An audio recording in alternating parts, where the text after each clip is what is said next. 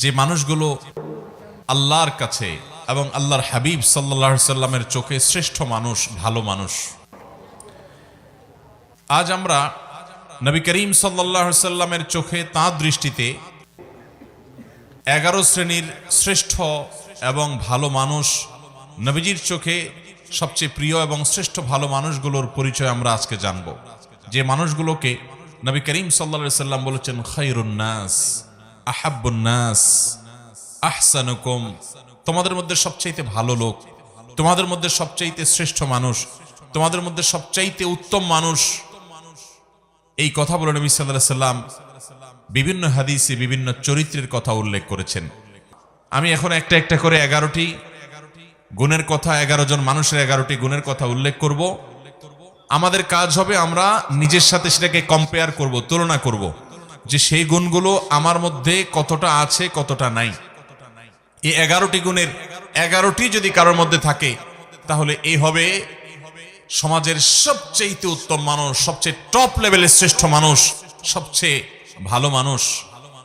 আর এই 11টি গুণ যার মধ্যে যত কম থাকবে, এই গুণগুলোর মধ্যে যত কম সংখ্যক গুণ যার মধ্যে থাকবে, সে শ্রেষ্ঠত্বের বিচারে তত বেশি পিছিয়ে। অতএব আমরা কম্পেয়ার করব, তুলনা করব, এবং সম্ভব হলে নবী আলাইহিস সালামের এই হাদিসগুলোর আলোকে এই 11টি চরিত্রকে একটা কাগজে লিখে আমার বাসা বাড়িতে, অফিসে আমি লাগায় রাখলাম, ডায়েরিতে নোট করে রাখলাম, মাঝে মধ্যে চোখ বুলালাম, যাতে করে এর কোন গুণটা আমার মধ্যে আছে, কোন গুণটা নাই, সেটা আমি যাতে পর্যালোচনা করতে পারি, এবং যে গুণগুলো আছে সেগুলোকে টিক দিয়ে আল্লাহ শুকর আদায় করে সেগুলোকে মজবুতভাবে আরো সামনের জন্য ধরে রাখবো। আর যে গুণগুলোর অভাব আমার মধ্যে আছে সেগুলোকে আমি টার্গেট নেব, যে এই গুণটির অভাব আমার মধ্যে আছে, তাহলে এই গুণটি আমার মধ্যে অর্জন করতে হবে।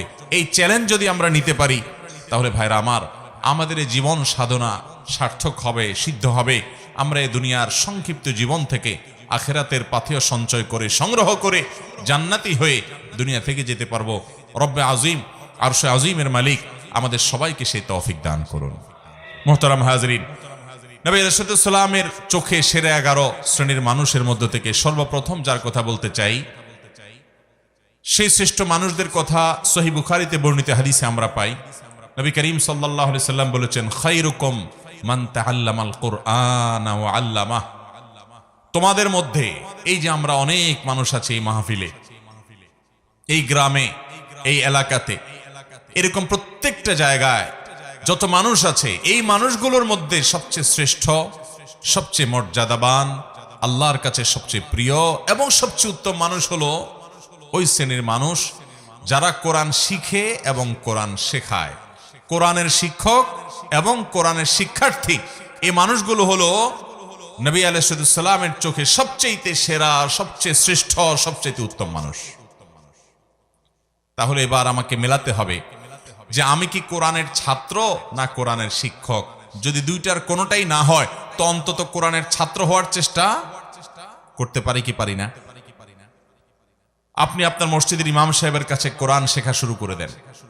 আপনি অনলাইনে বিভিন্ন কোর্স আছে, ভর্তি হয়ে যান।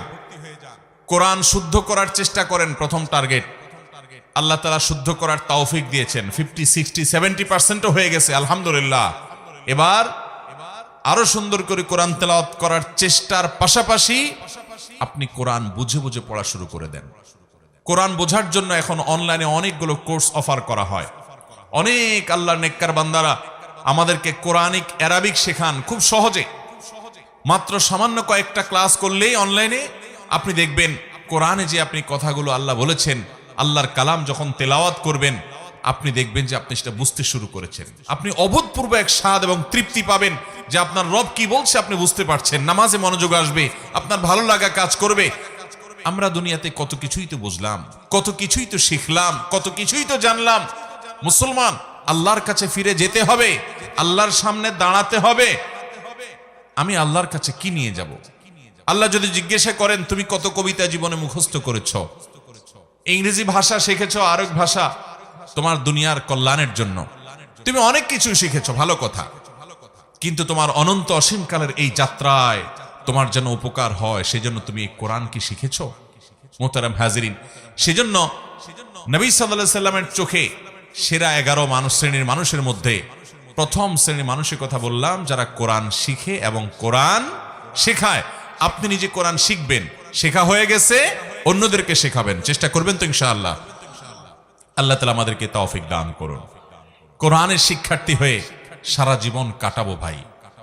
আজ উচ্চারণটা শুদ্ধ করে শিখবো, কাল আল্লাহ কি বলেছেন সেটা বোঝার জন্য কোরআনিক অ্যারাবিকের বিভিন্ন অনলাইন অফলাইন কোর্স শুরু করব। মসজিদে ইমাম সাহেবকে বলবো, হুজুর একটু কোরআনে আল্লাহ কি বলেছেন আমাদেরকে বোঝান। তাফসীর জানার চেষ্টা করব, ব্যাখ্যা জানার চেষ্টা করব। আজকে একটা আয়াতের ব্যাখ্যা জানবো, কালকে আরেকটা আয়াতের ব্যাখ্যা জানবো। এভাবে প্রতিদিন কোরআন শিখতে থাকবো। কোরআন শেখার মধ্যে যদি আপনি অব্যাহত থাকেন, মনে রাখবেন আপনি আল্লাহ এবং তার রাসূলের চোখে শ্রেষ্ঠ মানুষ হতে পারবেন। এই কোরআন এসেছে আমাদেরকে সুখী করবার জন্য, দুনিয়াতেও আখিরাতেও। অতএব কোরআন শিখবো, শেখাবো, ঠিক আছে তো ইনশাআল্লাহ। নাম্বার 2, দ্বিতীয়, আল্লাহর হাবিব সাল্লাল্লাহু আলাইহি সাল্লামের চোখে সবচেয়ে প্রিয় মানুষ, সবচেয়ে ভালো মানুষ, সবচেয়ে শ্রেষ্ঠ মানুষ হলেন ওই সকল মানুষেরা যাদের আখলাক, যাদের আচরণ, যাদের ব্যবহার অনেক সুন্দর। নবী আলাইহিস সালাম বলেছেন, মুসনাদ হাকিমে বর্ণিত হয়েছে, আহাব্বু ইবাদিল্লাহি ইলাল্লাহ আহসানুহুম আখলাকা। আল্লাহর বান্দাদের মধ্যে আল্লাহর কাছে সবচেয়ে প্রিয় বান্দা হলেন ওই সকল বান্দারা, সবাই তো আল্লাহর বান্দা, কিন্তু যাদেরকে আল্লাহ সবচেয়ে ভালোবাসেন, সবচেয়ে পছন্দ করেন, সবচেয়ে ভালো এবং শ্রেষ্ঠ মানুষ তারা হলেন যাদের আখলাক, আচরণ, ব্যবহার সবচাইতে সুন্দর। আখলাক সুন্দর মানে আপনার মধ্যে অহংকার নাই, আপনি মানুষের অধিকার নষ্ট করেন না, আপনি বাবা মার সাথে বেয়াদবি করেন না, তাদের সামনে উচ্চস্বরে কথা বলেন না, আপনি স্ত্রীর সাথে ব্যবহার খারাপ করেন না, আপনি স্বামীর আনুগত্য করেন, তার সাথে বেয়াদবি করেন না, আপনি বড়দের সম্মান করেন, ওলামাদেরকে ইজ্জত করেন, ছোটদেরকে স্নেহ করেন, আপনার অন্তরে অহংকার নাই, আপনার অন্তরে হিংসা নাই, আপনার অন্তরে শত্রুতা নাই, আপনার অন্তরে মানুষ পিছিয়ে লাগালাগি নাই, এই নোংরামি নাই, আপনি সবাইকে ভালোবাসার চেষ্টা করেন, কেউ ক্ষতি করলেও আপনি ক্ষমা করার চেষ্টা করেন, মনটাকে আপনি বড় করেন, আপনি সবসময় ভালো মানুষ হওয়ার চেষ্টা করেন, ভালো চরিত্র এটা আপনার অর্জন করার চেষ্টা করেন, আপনার চরিত্রকে কালিমা লাগতে দেন না, আপনি বিবাহ পর্যন্ত সম্পর্ক করেন না, কোনো হারাম রিলেশন করেন না, হারাম সম্পর্ক থাকলে আল্লাহর জন্য সেটা ছেড়ে দেন, হালালের অপেক্ষা করেন, এভাবে আপনার চরিত্রকে আপনি সাজাবার চেষ্টা করেন। যে লোকটার চরিত্র যত সুন্দর, যার আচরণ যত সুন্দর, যার আখলাক তত ভালো, এই লোকগুলো আল্লাহর নবীর চোখে সবচেয়ে ভালো এবং শ্রেষ্ঠ মানুষ।